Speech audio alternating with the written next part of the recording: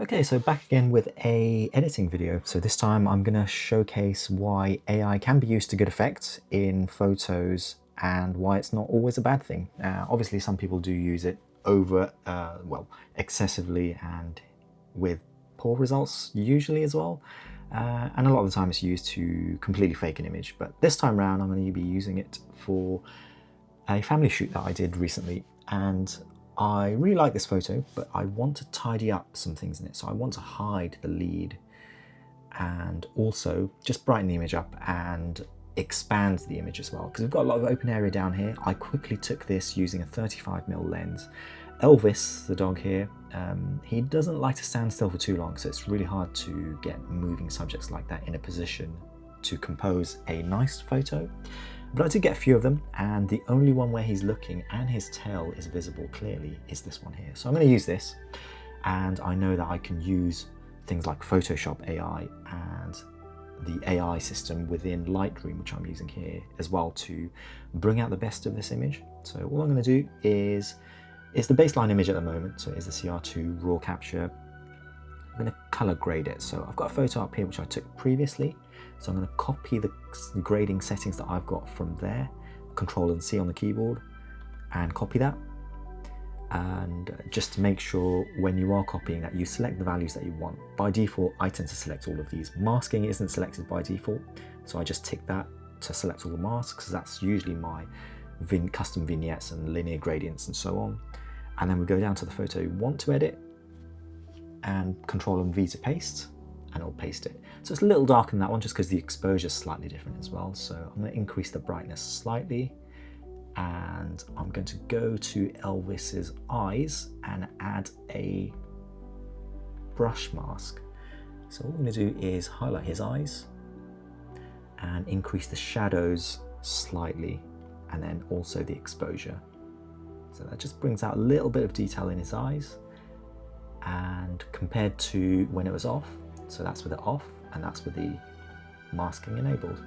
So this gives a little bit of character and brings out some detail. Subtle, but it's there. So I'm happy with that. I'm not going to crop or anything yet because I'm going to do the expanded frame in Photoshop, but what I will try, so I've not actually tried it in Lightroom before, what I will try is this, which is the, let's just hide this develop module for now. We're at 200%, so let's work with that, that's fine. So we're going to bring that back out again, and we're going to remove, the background. So I'm not going to change anything else here in this module for the AI. I'm just going to see what it does by default. So it's going to shorten the brush size a little bit and just draw all the way across. And I want to see if the AI is clever enough to see that there's people there and it will complete the image. So it looks like it has done that. So that's really cool. Let's see what it's done with Elvis though. Has it ruined the side here a little bit? Let's just go back to the brush and, oh no, sorry, it was here, wasn't it? And we hold the backwards slash button just to see. Yeah, so there's a little bit of detail that I can either correct in Photoshop, or I might be able to correct it here in Lightroom as well. So let's just see if I can do that. I'm going to go back to the brush again, or sorry, the remove tool, and we're going to add additional coverage here, and just want to see what it does. It should technically remove it, but it hasn't. So all I'm going to do is cancel that, and we're going to do detect objects and also use generative AI. This will take a bit longer, you'll see. So if I do the exact same again, now we should get a little dialogue with a progress bar. Okay, and we'll click generate. So it takes a little bit longer. And that has actually done a very good job. So I'm happy with that. Elvis's head is fairly round, so it's actually recognized that and done a good job. So cool, I'm happy with that. So now I'm ready to right click, go to edit in Photoshop. And here, all I'm going to do is expand. So I'm going to crop it down a bit so we lose some of the gap at the bottom. Let's just get this loaded up so I can run through that. So all we're going to do is if I can get that corner on the mouse correct. There we go.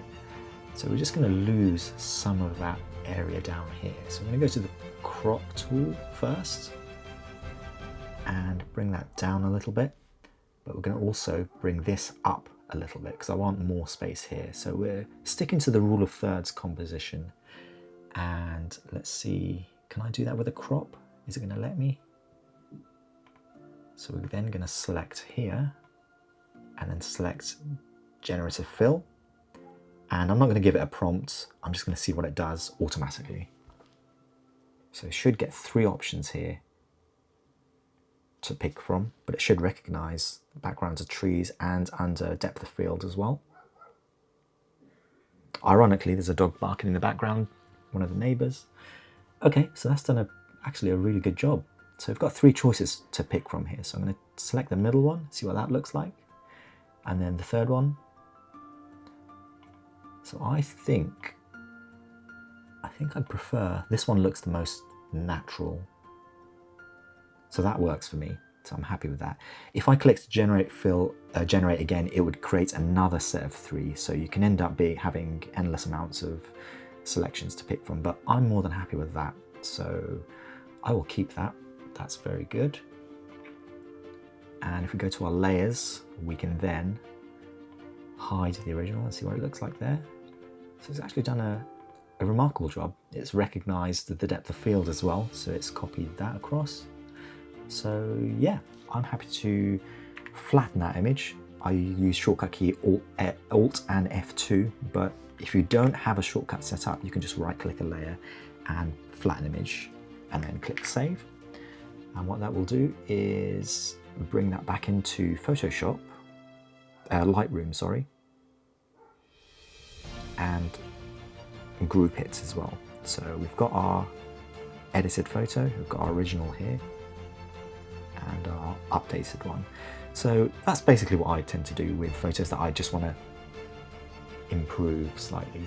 So now we've gotten a photo which has decent composition, following rule of thirds. We've got good use of space, top and bottom between our subjects. Compared to the original, there's a bit top heavy on there. And this is ready to go. So I can then export that to my desktop. And should be able to see that if I view my desktop items. There you go. Photos ready to be utilized. And that is how I make use of AI.